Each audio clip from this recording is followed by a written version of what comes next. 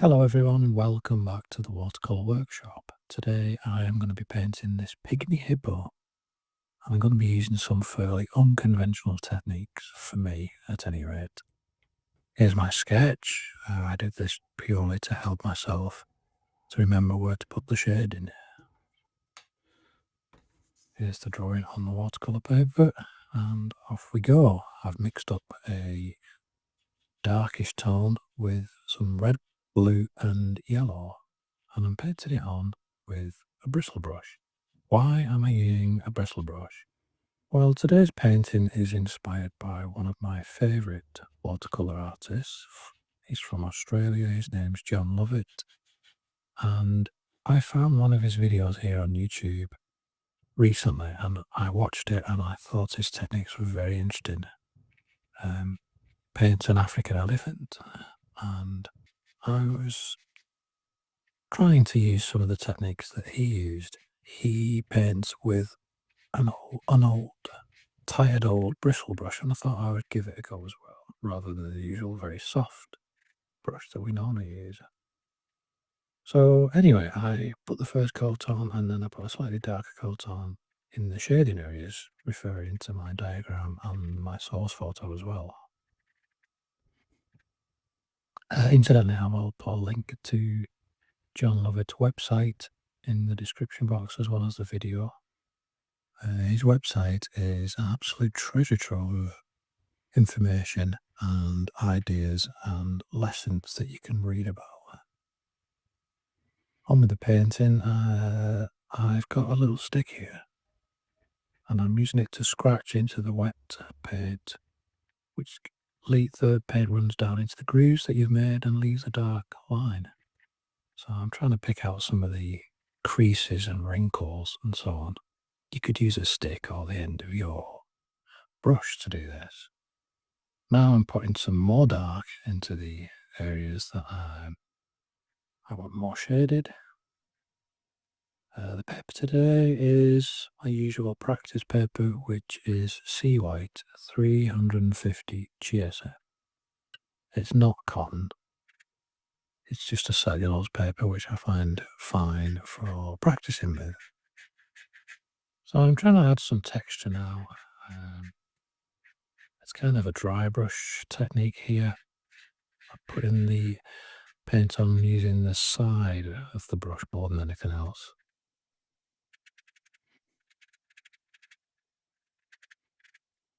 So there we go, some darks.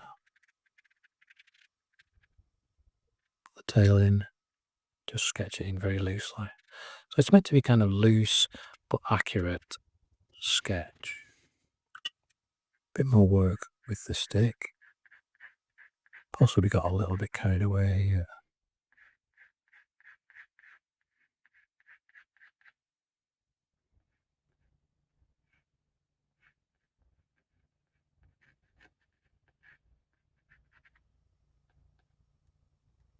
Okay, so now I am splashing on some clean water with my brush.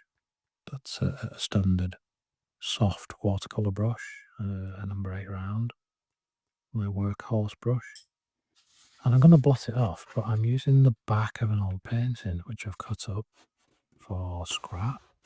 I used the backs of these to test colours. This time I'm using the back to blot out some paint on this painting. I just wondered what the effect would be. I wondered whether the texture from the paper would transfer onto the painting. I'm not sure it did, but...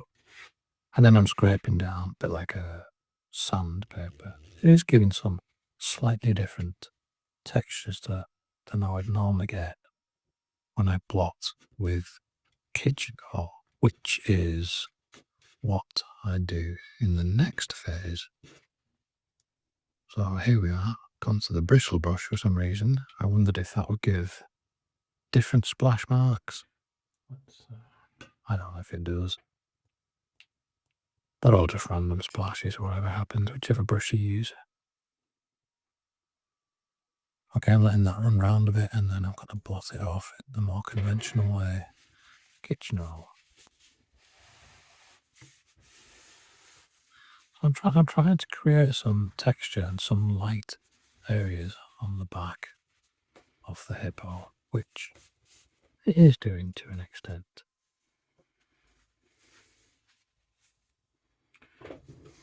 Okay, so now I'm going to paint in some of the details using my rear brush.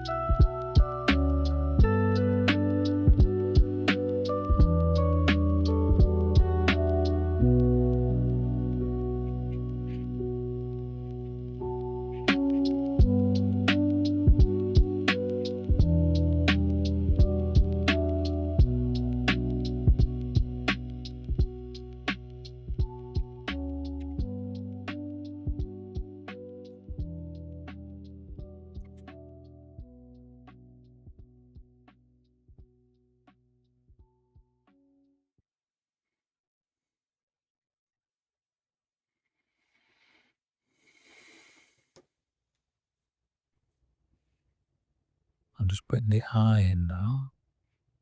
Trying to add a little highlight over the eyelid, the eyebrow, by applying some white watercolour and then just tapping it out with my finger. It's a bit laboured, this bit. It's because I didn't really leave a highlight where I wanted one. I'm just going to be obsessed with that detail. Yeah, well, not perhaps about it, I definitely did. Okay, I also put some white onto the snout and tapped it out with my finger as well. Again, just to try and lighten that area. Now I am mixing up a dark again. And here's the unconventional bit. I'm going to mix in some gesso. This is the Journal of a technique which I was keen to have a go at. So the idea here is that once your painting is dry, this has to be dry, you mix up some gesso with a colour. In this case it's pretty much the colour of the beast, and splash it all over well, not all over part of the painting. And the idea is that when gesso is dry, it's slightly more opaque than standard watercolour, and the painting kind of fades into the paper a little bit, so you lose some of the back of the beast. A kind of dusty sandstorm effect, perhaps, or it's just a technique to try and give it some lost and found, I think people call it. Now, I must admit, I probably went a bit too dark. I'm starting to panic here because mine doesn't look like his demo. I'm softening it out with a soft brush here. I think he uses a harky brush, but mine's just a standard soft brush. I'm trying to even out the gesso, which I think works okay. I'm starting to panic that it's on far too dark, so I'm wondering whether to leave it or whether I should do something about it. So I wasn't very patient. What I ended up doing was spraying some water on and blotting it out. And you can see I've done that on the rump.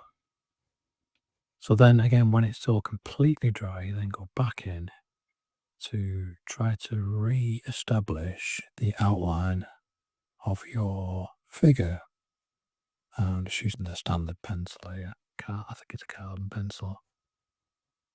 And that's the technique, which worked way better for John Lovett than it did for me, but it is my first turn at this technique. I'm not giving up on it. I definitely went a bit too dark, so first to do it again, I would go much lighter with the gesso, use much less of it, or more water, whichever. I do wonder whether you could get a very similar effect using gouache. So I might try that as well. So it was an interesting experiment. I quite liked it. I quite liked the textures that I got on the beast. I don't know if the addition of this coat of gesso at the end improved it. It possibly didn't. But this is what watercolour is all about. Trying out different things. Sometimes they work. Sometimes they're not quite what you expect. It's all part of the learning process. Well, I hope you enjoyed my little experiment. Do take a look at John Lovett's website. It is absolutely brilliant. And thank you for watching. I'll see you next time on the Watercolour Workshop.